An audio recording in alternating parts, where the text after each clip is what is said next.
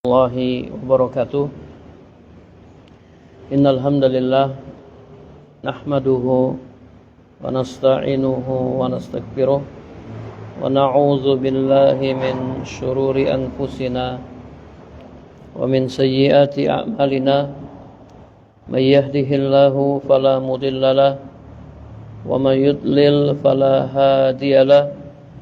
Wa ashhadu an la ilaha illallah wahdahu la syarikalah wa ashhadu anna Muhammadan abduhu wa rasuluh sallallahu alaihi wasallam.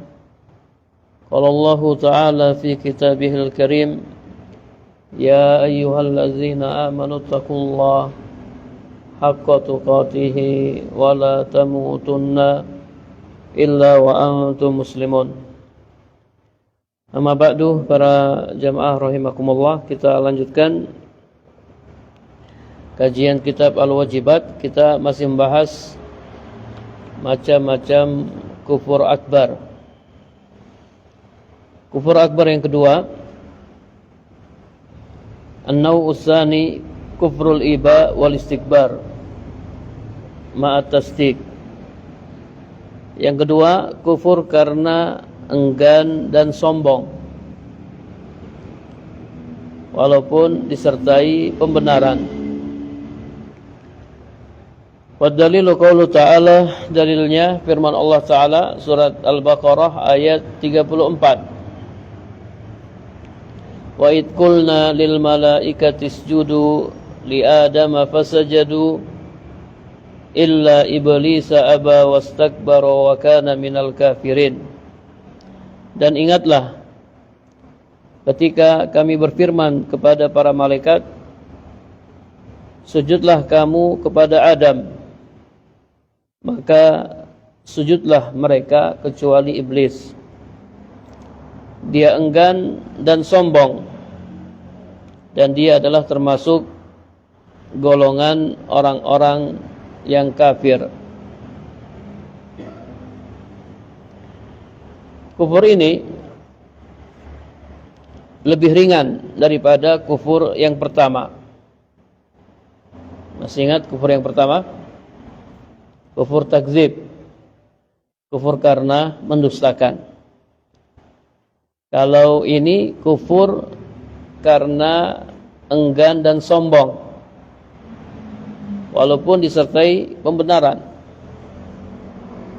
Jadi hatinya membenarkan,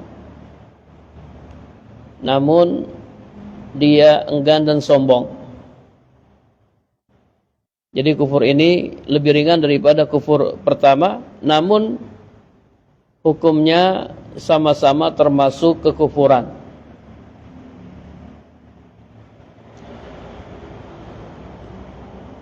Al-istikbar, sombong, adalah batarul haqqi wa ghamtun nas, merendahkan orang lain dan menolak kebenaran.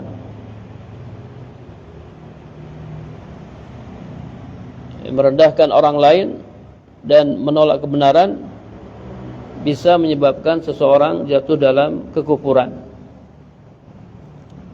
Misalnya dia mengatakan itu benar,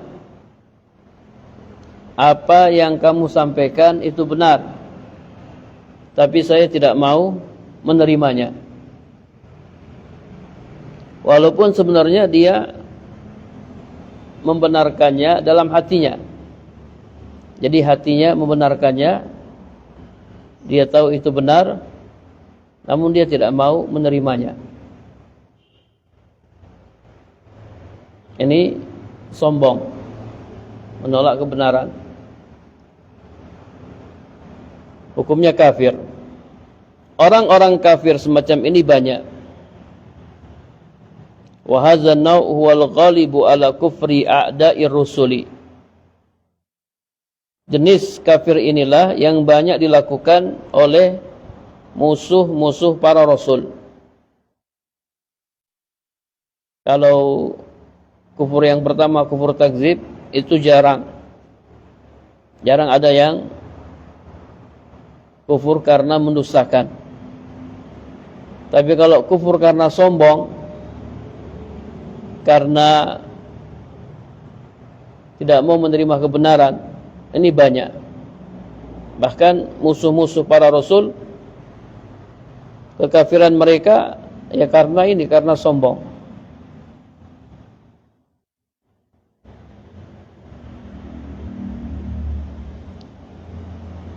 Seperti kufurnya iblis. Iblis kufur karena sombong. Allah Subhanahu wa taala berfirman dalam surat Al-Baqarah ayat 34, surat yang tadi kami bacakan, wa id qulna lil malaikati isjudu li adama fasajadu illa iblis aba wastakbara wa kana minal kafirin. Dan ingatlah ketika kami berfirman kepada para malaikat, sujudlah kamu kepada Adam, maka sujudlah mereka kecuali iblis.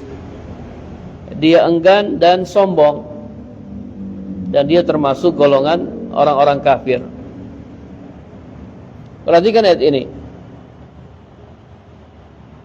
Kenapa iblis dihukumi kafir? Allah mengatakan wa kana minal kafirin, dan dia termasuk golongan kafir. Iblis dihukumi kafir karena dia enggan dan sombong. Maka jadilah dia minal kafirin, termasuk golongan kafir. Iblis dihukumi kafir bukan karena dia iblis.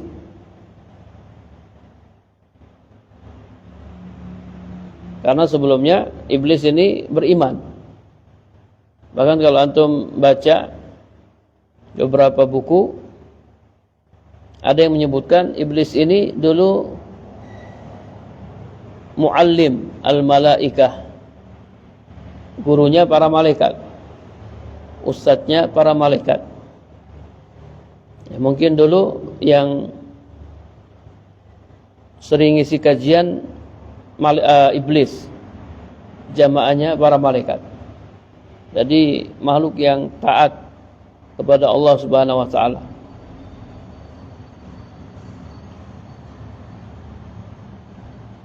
Tatkala iblis enggan dan sombong, dia tidak mau sujud kepada Adam, maka dia dihukumi kafir. Jadi ingat, iblis itu kafir bukan karena dia iblis. Iblis itu kafir karena dia enggan dan sombong. Maka siapapun orangnya, kalau dia berbuat sebagaimana yang diperbuat oleh iblis, maka hukumnya sama seperti dengan iblis, yakni minal kafirin. Kalau ada orang yang sombong, tidak mau menerima kebenaran, maka dia kafir, sama seperti iblis. Jadi Allah Subhanahu wa taala tidak menghukumi seseorang karena orangnya, akan tetapi Allah menghukumi seseorang karena perbuatannya. Rasulullah sallallahu alaihi wasallam bersabda, "Innallaha la yanzuru ila ajsamikum wala ila suwarikum, walakin yanzuru ila qulubikum wa a'malikum."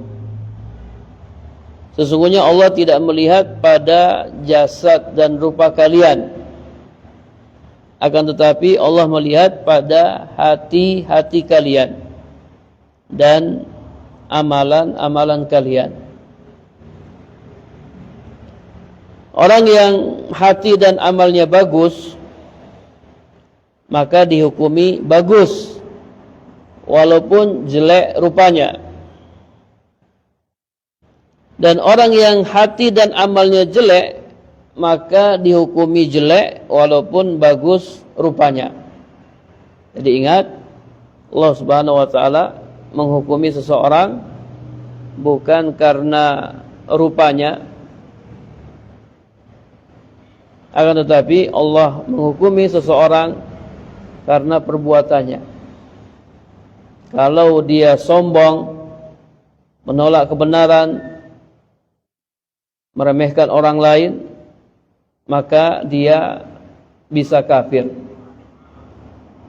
Ini kalau kebenaran yang dia tolak itu kebenaran yang kaitannya dengan akidah, dengan tauhid. Misalnya dia menolak tauhid, kafir.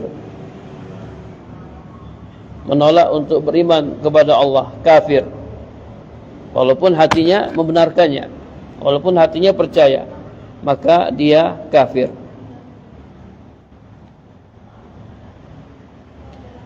Dan ini juga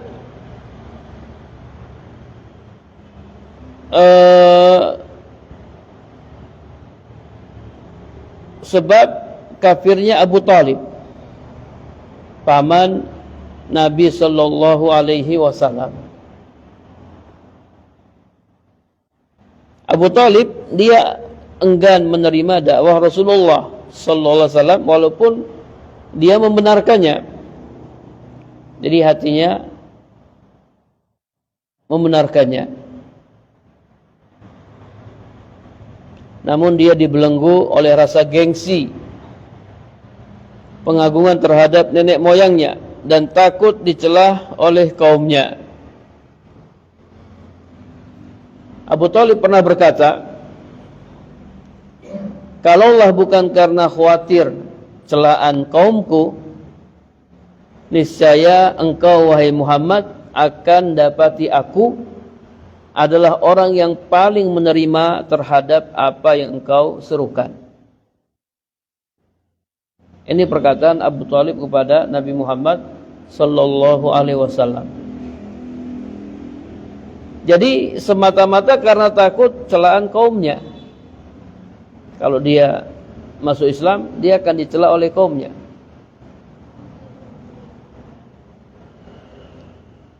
Nanti dibilang masa orang seperti Abu Talib tunduk kepada keponakannya. Ini tidak layak. Kemudian nanti dianggap Abu Talib telah membenci agama bapaknya. Hanya karena alasan-alasan ini saja dia tidak mau menerima dakwah Nabi sallallahu alaihi wasallam. Padahal dia membenarkannya. Abu Talib itu membenarkan dakwah Nabi. Cuman dia tidak mau menerimanya. Karena tadi takut celaan kaumnya. Takut dibilang dia membenci agama nenek moyangnya.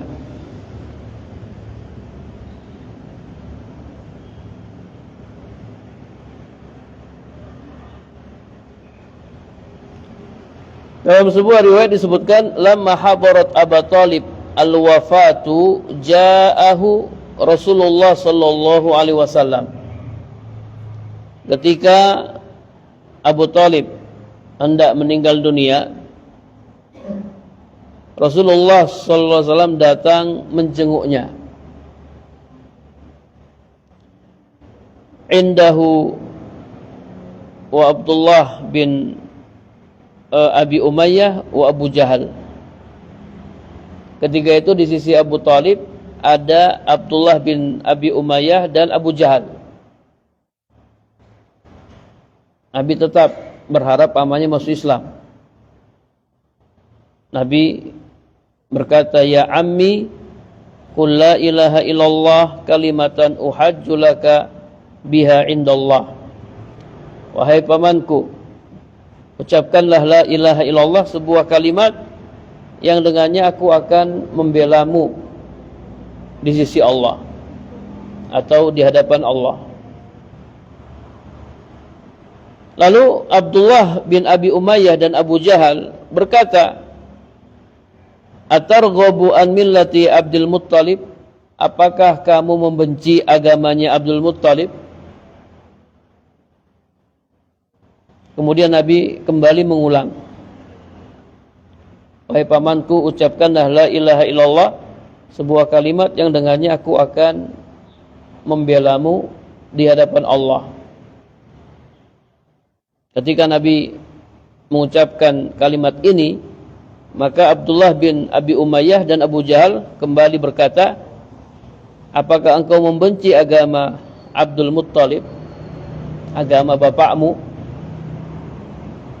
Fakana akhir ma qala huwa ala millati Abdul Muttalib. Ucapan terakhir, kalimat terakhir yang diucapkan oleh Abu Talib, dia berada di atas agama Abdul Muttalib. Wa aba ayyakula la ilaha illallah, dan dia enggan, tidak mau mengucapkan la ilaha illallah. Kemudian Nabi sallallahu alaihi wasallam berkata, la astaghfiranna laka ma lam unha anka. Saya akan memohon ampun kepada Allah untukmu, wahai pamanku, selama saya tidak dilarang. Kemudian Allah Subhanahu wa taala menurunkan surat At-Taubah. Allah berfirman, maka nalin nabiyyi wallazina amanu ayastaghfiru lil musyrikin walau kanu uli qurba min ba'di ma tabayyana lahum annahum ashabul jahim. Tidak sepatutnya bagi nabi dan orang-orang yang beriman memintakan ampun kepada Allah untuk orang-orang musyrik, walaupun orang-orang musyrik itu adalah kerabat dekatnya. Sesudah jelas bagi mereka bahwasanya orang-orang musyrik itu adalah penghuni neraka jahanam.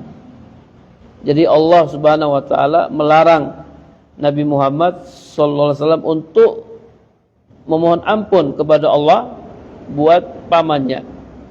Enggak pantas, enggak layak Nabi dan orang-orang beriman meminta ampun untuk orang-orang musyrik. Kemudian Allah juga menurunkan surat Al-Qasas ayat 56. Innaka la tahdi man ahbabta walakinallaha yahdi man yasha wa huwa a'lamu bil muhtadin.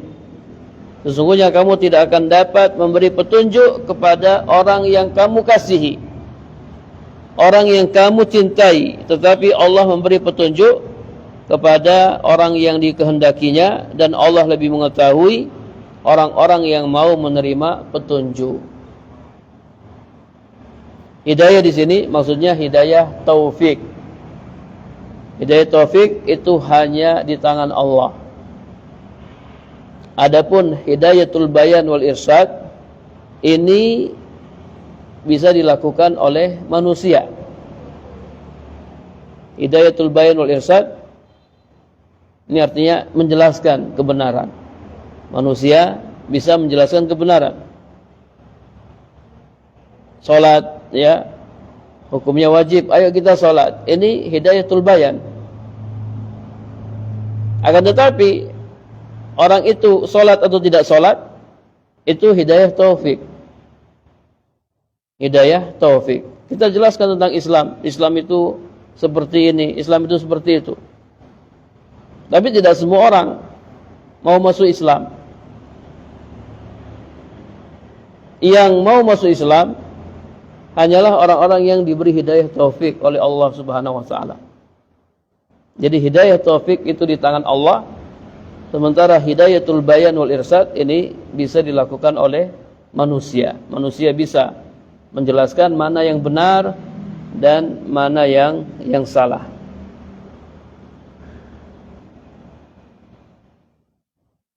Jadi Abu Thalib itu kafirnya karena apa? Karena sombong, karena menolak kebenaran. Jadi kafirnya iblis, kafirnya Abu Thalib. Demikian pula kafirnya Heraklius, raja Romawi. Kafirnya karena enggan menerima dakwah Rasulullah sallallahu alaihi wasallam walaupun dia membenarkannya.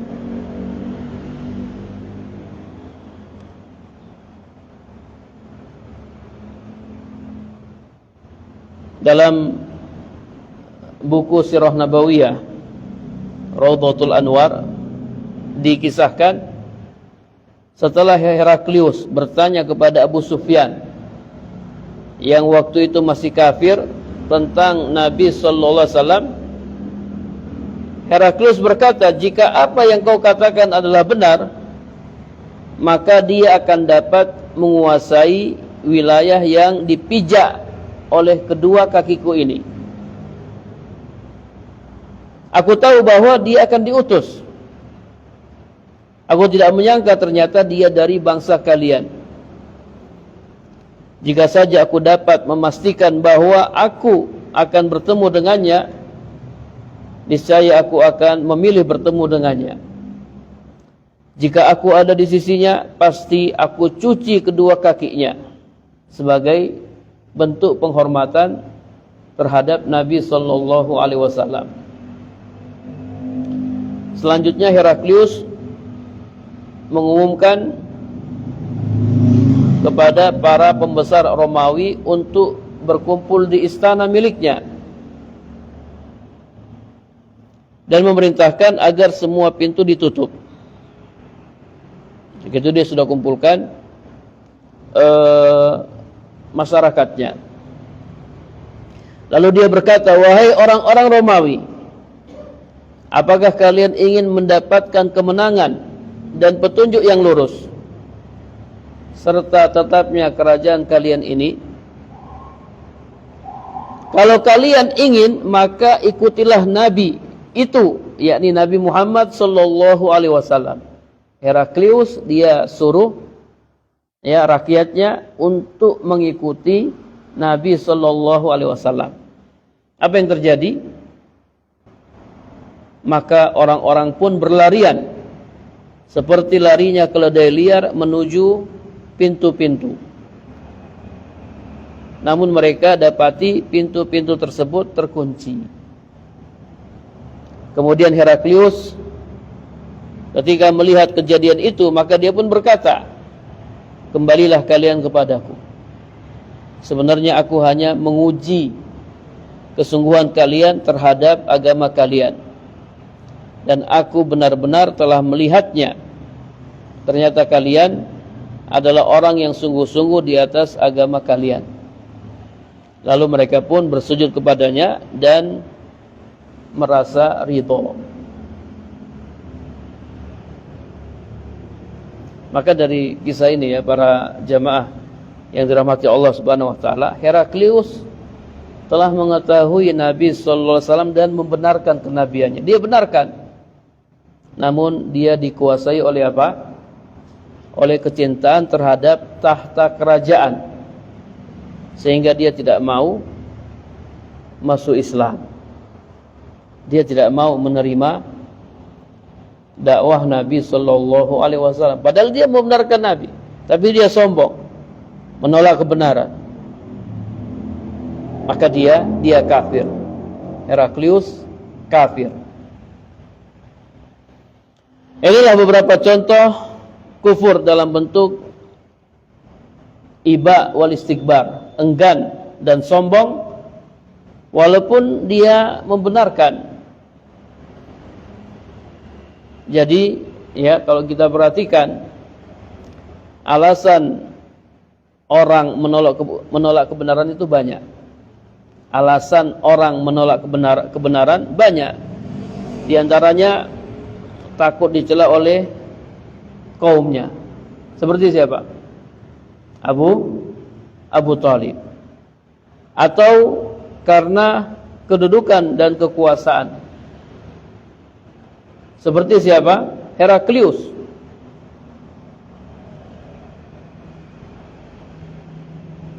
Atau Fir'aun. Ternyata Fir'aun, sebab kekafiran Fir'aun juga karena apa?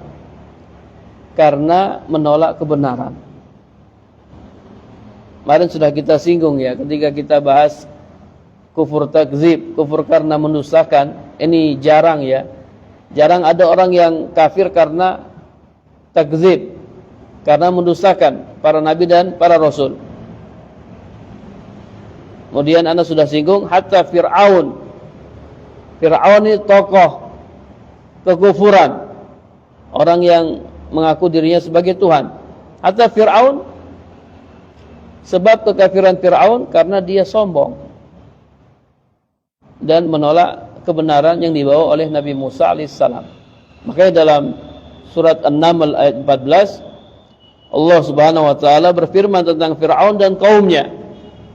Wajahadu biha wastaiqanatha anfusuhum zulman wa uluwa.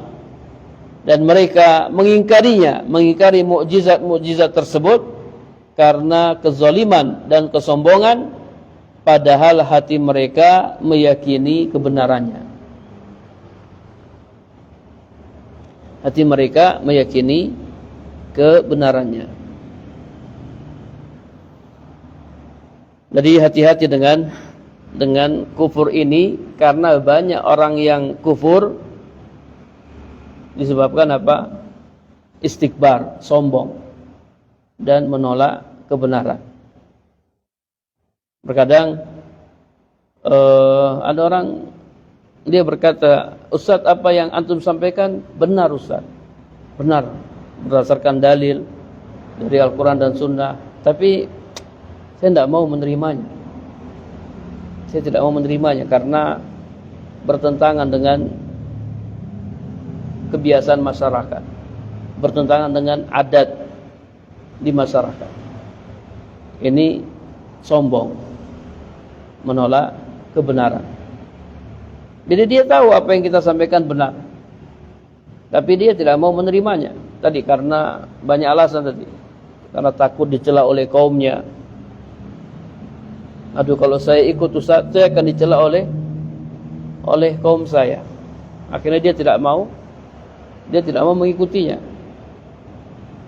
Ada juga orang, "Ustaz, apa yang antum sampaikan benar, Ustaz. Tapi saya tidak bisa menerimanya. Karena kalau saya menerimanya, saya harus tinggalkan jabatan saya. Saya harus tinggalkan jabatan saya. Karena jabatan, dia menolak kebenaran." Jadi kufur karena enggan dan sombong dan hatinya percaya ini banyak dilakukan oleh manusia. Banyak dilakukan oleh manusia. Bahkan tadi sudah kita jelaskan tokoh-tokoh kekufuran, sebab kekafiran mereka karena ini. Ya, kekafirannya iblis karena ini, karena sombong. Kekafirannya Fir'aun karena sombong.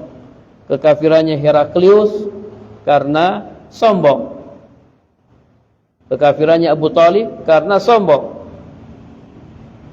Bahkan kata penulis, wa huwa kufrul yahud. Kekafirannya orang-orang Yahudi juga karena sombong, karena menolak kebenaran.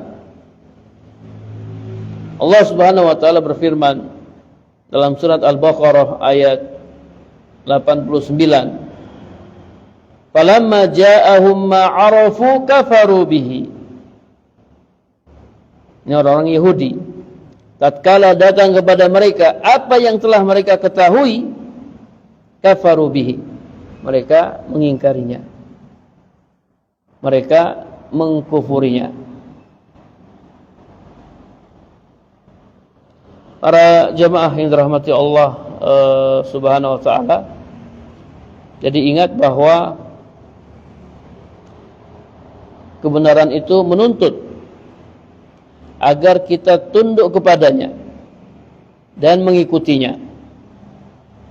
Tidak ada yang boleh meninggalkan kebenaran dan berlepas darinya. Semuanya wajib tunduk kepada kebenaran. Siapapun yang datang membawa kebenaran tersebut, hatta syaitan. Kalau seandainya syaitan menyampaikan kebenaran, kita harus menerimanya. Dari manapun datangnya kebenaran tersebut, kita wajib menerimanya. Kalau tidak, kita jatuh dalam sombong. Seperti kisah apa?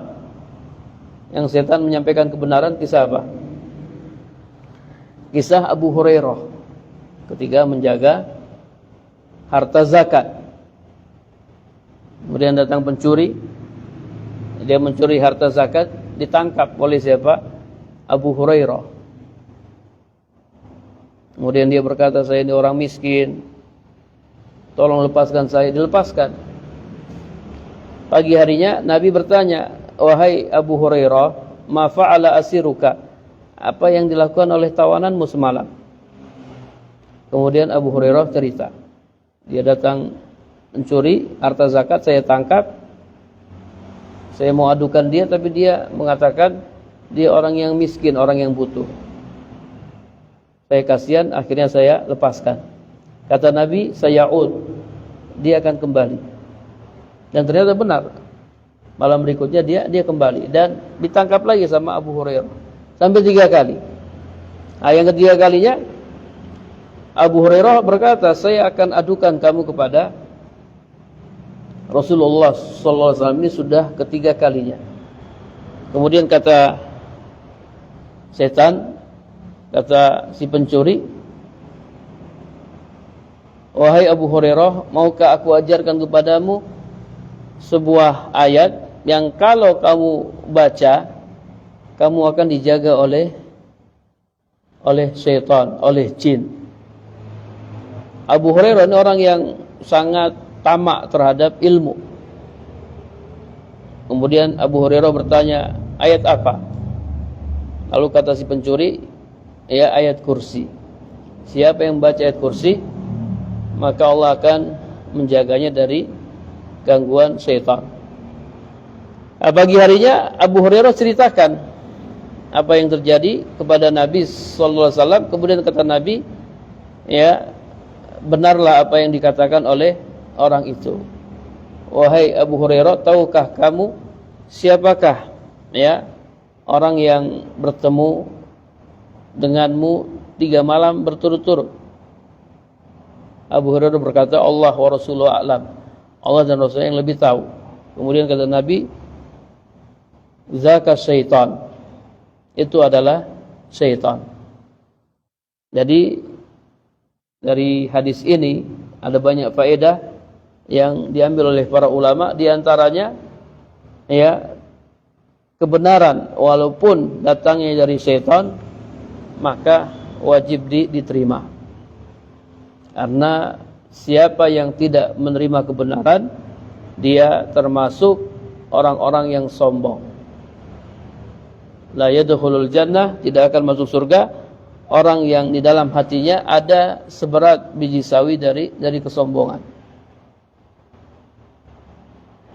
Kemudian Nabi ditanya, sombong itu apa? Nabi mengatakan, al-kibru batarul haqqi wa ghamtun nas. Sombong itu menolak kebenaran dan meremehkan orang lain.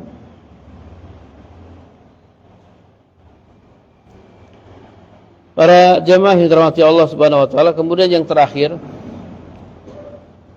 firman Allah taala yang disampaikan oleh penulis surat Al-Baqarah ayat 34. Allah Subhanahu wa taala berfirman, wa id qulna lil malaikati isjudu li adama.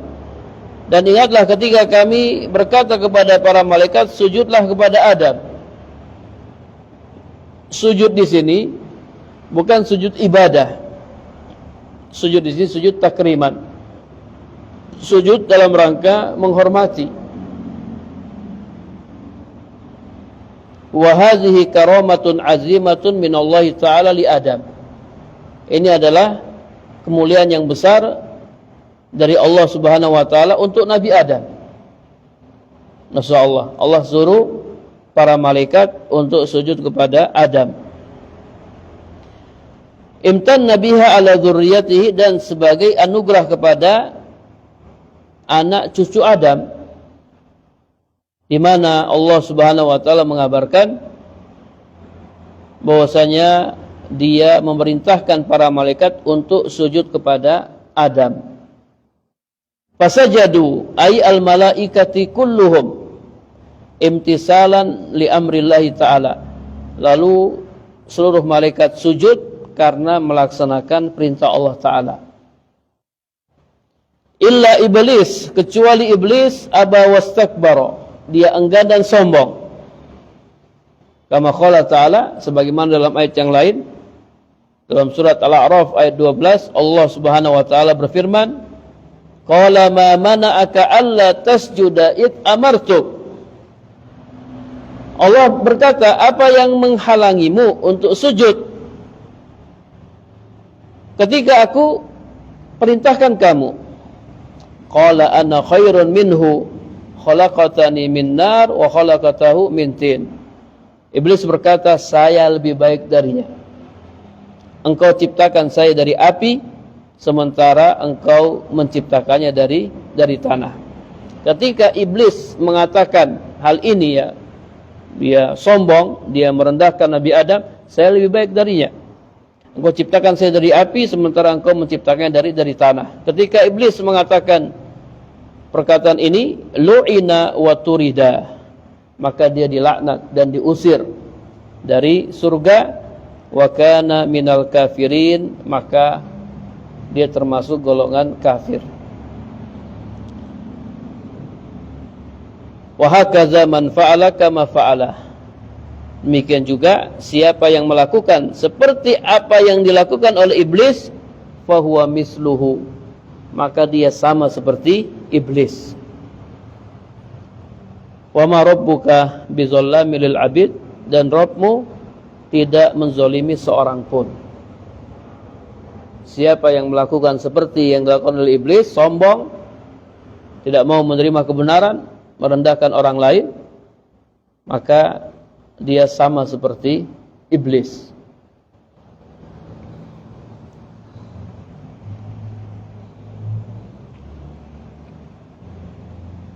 Ada yang mengatakan seperti ini, Ustaz, berarti iblis ini tauhidnya sangat bagus. Kenapa? Karena ketika disuruh sujud kepada Adam, iblis nggak mau sujud. Berarti tauhidnya bagus. Dia nggak mau sujud kepada makhluk. Kita katakan orang yang tauhidnya paling bagus adalah orang yang paling taat kepada Allah. Apa yang Allah perintahkan dia lakukan. Bukan orang yang nggak taat kepada Allah. Bagaimana bisa orang yang nggak taat kepada Allah kemudian dikatakan tauhidnya bagus? Orang yang tauhidnya bagus, orang yang paling taat kepada Allah, bukan tidak taat kepada Allah. Yang kedua, tadi sudah dijelaskan, sujud di sini bukan sujud ibadah. Sujud di sini sujud takriman, untuk memuliakan.